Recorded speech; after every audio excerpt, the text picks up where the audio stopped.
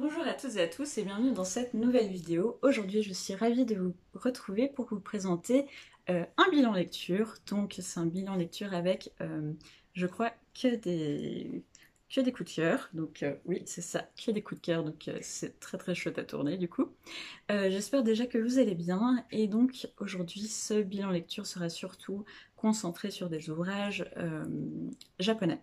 Donc ça aussi ça me fait plaisir parce que vous savez à quel point j'aime la littérature japonaise et je vous propose qu'on commence tout de suite pour vous présenter tous ces coups de cœur.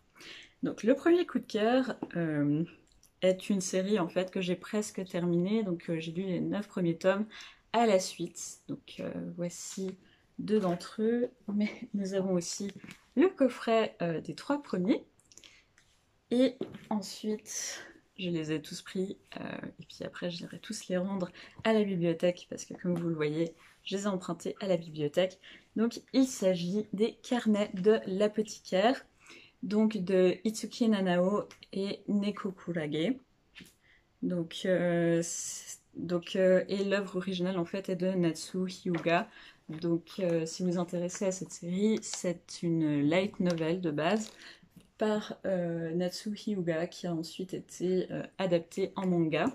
Donc pour le moment il y a 9 tomes que j'ai lus et il y en a 12 qui sont sortis, le 13e va bientôt sortir et à la rentrée il y aura aussi un animé qui va sortir, normalement sur Netflix si j'ai bien suivi. Mais donc voilà. Il paraît que le livre est très très bien aussi, mais pour l'instant je n'ai lu que le manga. Donc de quoi ça parle? Ça parle d'une histoire assez originale que personnellement j'ai beaucoup aimée. Donc on se retrouve dans un palais impérial qui, de mon point de vue, doit être chinois. Et on suit Mao Mao qui a 17 ans et qui a une vie assez compliquée. Donc c'est la fille d'un apothicaire qui travaille dans le quartier des plaisirs et elle va se retrouver enlevée et vendue au palais impérial comme servante.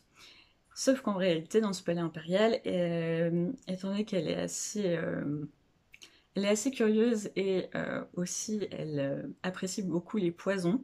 Elle va se retrouver mêlée à des histoires de poisons, elle va mener des enquêtes, etc. etc. Je ne vais pas vous en dire plus parce que sinon je vous spoil pas mal du premier tome et du deuxième, mais on va dire que c'est le synopsis de base, donc il y a pas mal d'enquêtes, etc.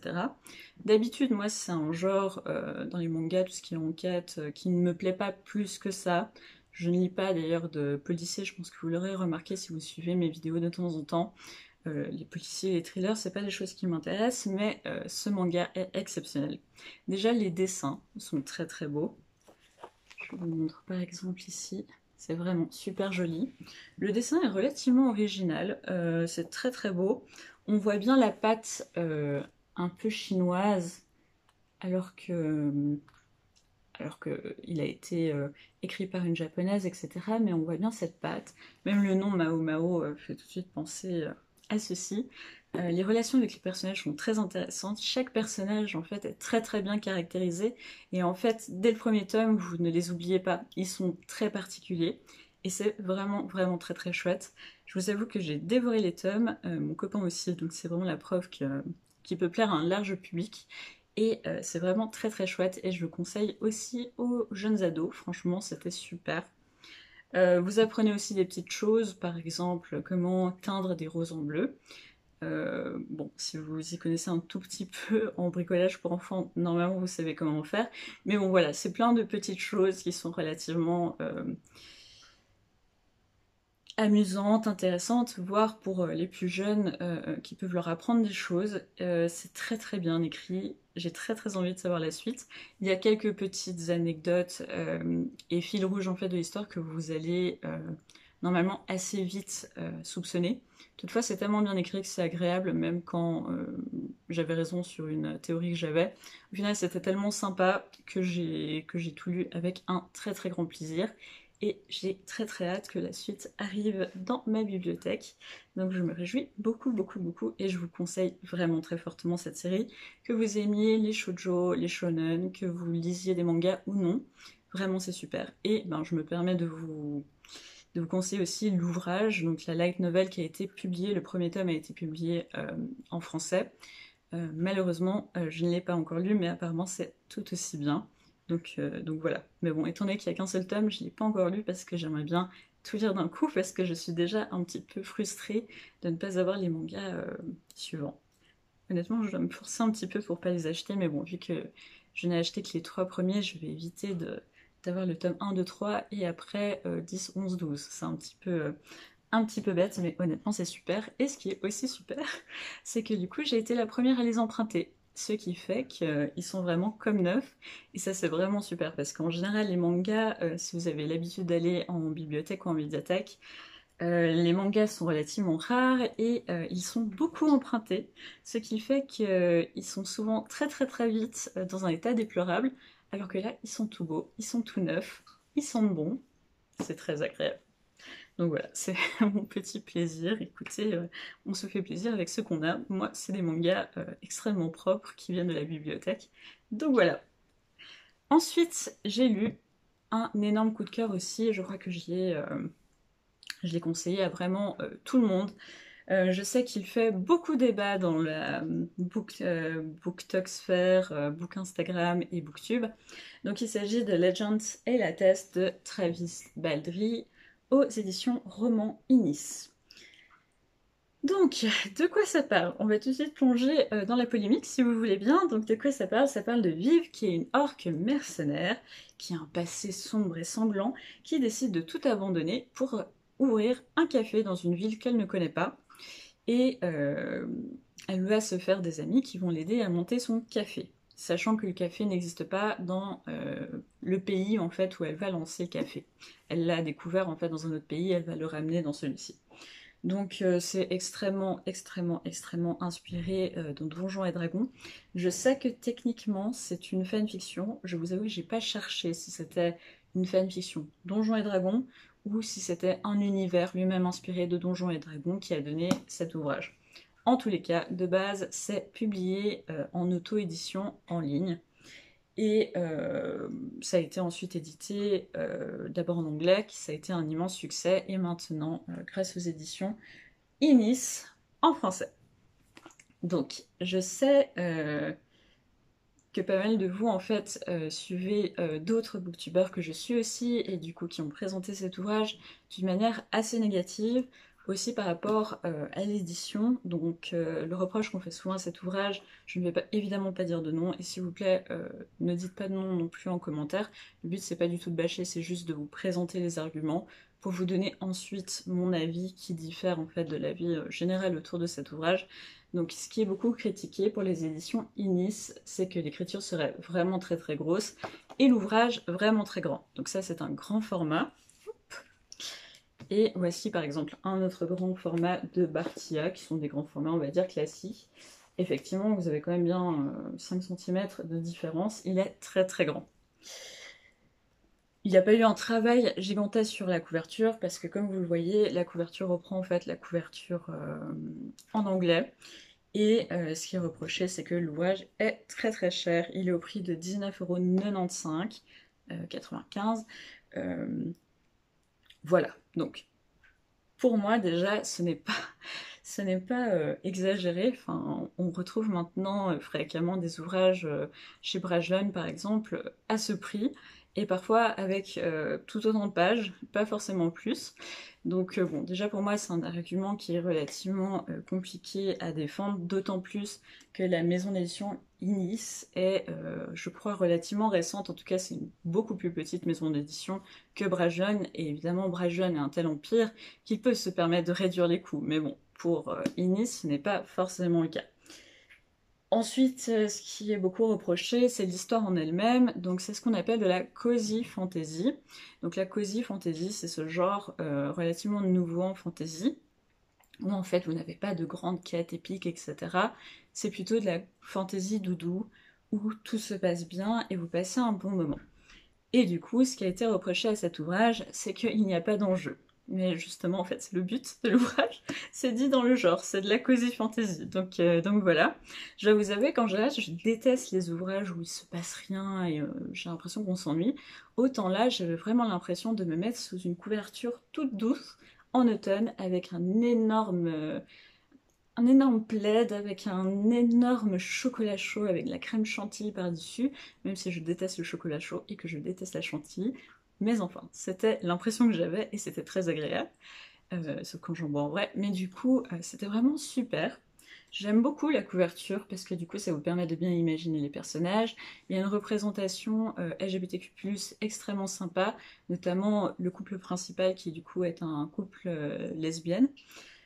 Tout était si mignon, il m'a donné extrêmement faim et je peux vous dire que maintenant j'ai qu'une seule envie, c'est de manger des roulés à la cannelle parce qu'il y a toute une histoire autour des roulés à la cannelle.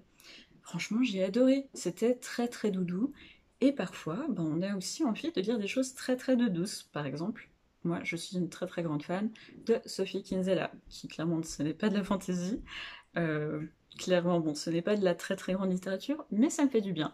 Et honnêtement, si vous aimez la fantaisie, ça peut vraiment vous faire du bien. Sachant que j'ai lu énormément de fantaisie, c'est quand même ce que j'ai lu le plus dans ma vie. J'ai lu presque tout le catalogue Braj Jeune, hormis ces dernières années parce que j'ai un peu laissé ça de côté. Donc je suis extrêmement sensible à tout ce qui est trop habituel. Je suis extrêmement picky aussi sur ce que je choisis en fantaisie. Et honnêtement, j'ai adoré cet ouvrage. Donc voilà, c'était pas pour critiquer les opinions des autres, je pense que chacun et chacune peut avoir son opinion sur cet ouvrage, et je pense que justement c'est sain qu'on puisse en discuter, en débattre, mais c'était simplement vous indiquer que personnellement j'ai une autre opinion que l'opinion, on va dire, principale en ce moment sur le booktube francophone, et je vous encourage vraiment à le découvrir si vous avez envie de le découvrir. Ne vous laissez pas influencer par les critiques d'une manière générale, même les miennes. Vraiment, faites-vous votre propre opinion. Et franchement, pour moi, c'est une petite pépite, donc je vous conseille de découvrir. Surtout aussi pour encourager les éditions Inis. Ça n'a pas dû être facile, honnêtement, d'obtenir les droits pour cet ouvrage, sachant à quel point ça a été un succès instantané dans le monde anglophone. Donc voilà, ça a dû leur coûter assez cher. Donc je pense que ça se répercute aussi sur le prix de l'ouvrage. Mais honnêtement, super super ouvrage que je vous conseille extrêmement fortement. Donc voilà. Et n'hésitez pas, si vous avez un avis négatif, à me le dire en commentaire. Moi, ça m'intéresse toujours de débattre avec vous. Et il y a de pardon. Il y a de la place pour toutes les opinions. Donc voilà. Mais honnêtement, pour moi, c'est un énorme coup de cœur. Et un deuxième énorme coup de cœur, qui, je me languissais énormément de vous en parler. Il s'agit de Filles de samouraï de Etsu Sugimoto aux éditions Bartilla. Donc très très belle... très très belle illustration, j'aime beaucoup les éditions Bartilla, en fait de plus en plus j'y découvre de très très belles pépites. Donc de quoi ça parle? Donc déjà Etsu Sugimoto est née en 1874 et est morte en 1950, et donc c'est une autrice américano-japonaise. Elle est issue elle-même d'une famille de samouraïs extrêmement ancienne qui petit à petit a perdu de sa splendeur, et donc Fille de samouraï, ce sont ses mémoires, surtout concentrées sur son enfance et son début de femme adulte et de mère. Vous avez une préface d'Amélie Nothomb, je le dis parce que c'est comme ça qu'il est vendu. Il y avait un petit bandeau en fait qui allait avec, rouge, où c'était marqué Amélie Nothomb. Donc voilà, il a été vendu comme ça. Je me permets de vous montrer la taille de la préface. Voilà, ça c'est la préface. Bon, voilà. Merci Amélie Nothomb. J'aime beaucoup Amélie Nothomb, mais honnêtement là, j'ai trouvé que c'était un petit peu poussé sur le fait qu'Amélie Nothomb ait aimé cet ouvrage pour le publier. D'autant plus que j'ai acheté l'ouvrage Mon mari, où là aussi, il y a un bordereau rouge où c'est marqué un ouvrage bouleversant de Amélie Nothomb, etc. Donc bon, apparemment le nom Amélie Nothomb fait vendre, c'est un peu dommage parce que cet ouvrage est bien plus que cela. Donc, mais bon, je sais que parfois dans le monde de l'édition, il faut se baser sur ce qui marche, mais c'est un peu dommage. Donc cette autobiographie, de quoi ça parle? Donc ça parle justement de ce monde samouraï à la fin du 19e siècle, début du 20e siècle, qui commence à s'effondrer, d'autant plus dans ces samouraïs qui se sont retirés à la campagne. Et c'était absolument incroyable. Ça parle beaucoup évidemment de la place des femmes dans cette société, sachant que les femmes samouraïs ont différents rôles extrêmement intéressants. Ça parle de cette perte de rang social qui est extrêmement difficile à vivre pour justement les samouraïs qui sont des personnes qui ont beaucoup de fierté à avoir cet héritage. Ça parle du fait de l'amour, du mariage arrangé, parce que justement Etsu Sugimoto va vivre un mariage arrangé à l'âge de 13 ans. Enfin, elle va être promise et elle va se marier plus tard, mais en tout cas, son avenir est décidé quand elle n'a que 13 ans. Ça parle de la place de la femme, ça parle d'anciennes coutumes, justement, très très particulières des samouraïs qui vivent dans ces campagnes. Et c'était absolument magnifique, je n'ai pas pu le poser, je l'ai lu d'une traite.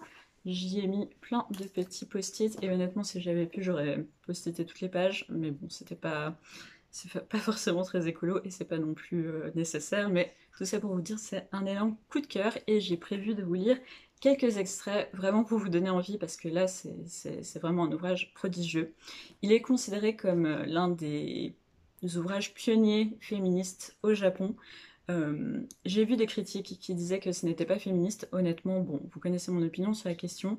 Évidemment qu'il est féministe dans la mesure où en réalité, il présente une femme qui a une sacrée force de caractère et qui, malgré le fait qu'elle se retrouve mariée à quelqu'un qu'elle n'apprécie pas forcément au début, et malgré son éducation en fait, qui vraiment la pousse à s'effacer complètement devant ses aînés et son mari,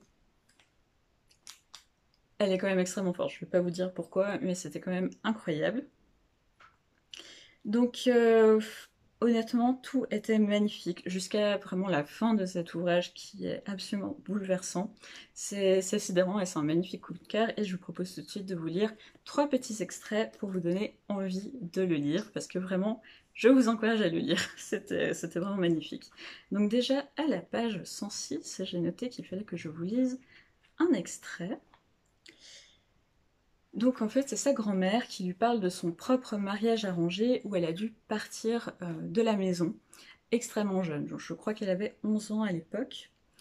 Et donc cette grand-mère raconte à Etsu Sugimoto ce qui s'est passé. Elle ajouta: j'avais ton âge, 14 ans, et tandis que notre cortège traversait les provinces étrangères, gravissant des montagnes et franchissant de larges rivières, beaucoup de choses me surprenaient. Je venais de plus loin que Kyoto. À la porte de chaque province, notre cortège s'arrêtait longuement pour présenter les papiers et obtenir la permission de passer. À ces arrêts, ma nourrice se tenait près du palanquin et je ne craignais rien car nous avions 6 porteurs et une escorte bien armée. Cependant, le monde me paraissait immense et très étrange. La famille chez qui j'allais vivre différait beaucoup de la mienne. Les coutumes étaient autres, la langue même avait un accent et des expressions qui me paraissaient singuliers. C'était vraiment un pays étranger. Aussi, ces derniers temps, ai-je beaucoup pensé à toi et au pays inconnu où ton destin te conduit. Rappelle-toi ceci, Etsubo, et sa voix prit une étrange tendresse. Vivre dans un lieu ou dans un autre n'a pas d'importance. La vie d'un samouraï, homme ou femme, a ses devoirs toujours pareils. Loyauté envers le Seigneur, courage à défendre son honneur. Dans la demeure lointaine qui t'est destinée, rappelle-toi les conseils de ta grand-mère. Loyauté et courage, et tu trouveras la paix. Donc voilà, il y a déjà beaucoup de thèmes qui sont abordés. Je trouve que c'est très très beau et ça vous donne une idée aussi de tout ce qui est abordé dans cet ouvrage. Ensuite, j'ai noté vous lire un passage à la page 149. Ah voilà. Ces réflexions qui mûrirent lentement amenèrent avec elles une foule de questions. Depuis l'enfance, j'avais appris, comme tous les Japonais, que la femme est très inférieure à l'homme. C'était là un axiome, le destin en avait décidé ainsi. Mais en grandissant, je voyais si fréquemment le destin apporter des tracas ou des humiliations à des gens sans reproche que je me pris à discuter cette grande puissance malveillante. Enfin, la rébellion éclata. Donc c'est aussi pour vous montrer que bon, il y a quand même des passages assez féministes dedans. Pour le moins. Et enfin, le deuxième passage est à la page 184. Donc, elle écoute un concert, je crois, de No, et en tout cas de chanteur traditionnel. Et donc, elle nous dit: quand il a fini de chanter, l'artiste est souvent rouge d'émotion, mais toujours sans expression. Il salue, puis, ramassant son éventail, il reprend son attitude impassible. Le public est plongé dans un silence profond. Que les auditeurs soient émus aux larmes ou emportés par une exaltation puissante, rien ne le trahira qu'un reniflement étouffé ou un rapide soupir. Pendant des siècles, la retenue a été le caractère marquant de tout ce qui est noble. Aussi le chanteur ou l'acteur considère-t-il qu'on leur rend le plus précieux des hommages, qu'on les accueille par un grand silence. Donc voilà, on parle vraiment de beaucoup de choses, on aborde beaucoup de thèmes de la société japonaise de ces années-là, de cette société aussi très particulière qui est celle des samouraïs. C'était vraiment magnifique. Honnêtement, je ne peux que vous le conseiller très très très fortement. S'il vous plaît, lisez-le. Vraiment, ça vaut le coup. Et voilà, c'est tout pour cette vidéo. N'hésitez pas à me dire en commentaire quels ont été... Oups, les livres sont en train de tomber à côté de moi. Quels sont vos ouvrages que vous avez le plus appréciés ces derniers temps? Quelles sont vos dernières lectures? N'hésitez pas aussi à vous abonner si ce n'est pas déjà fait. Ça encourage la chaîne et c'est toujours très très agréable. Et aussi, n'hésitez pas à laisser un pouce en l'air si la vidéo vous a plu. Moi, je vous dis à très bientôt pour une prochaine vidéo. Ciao!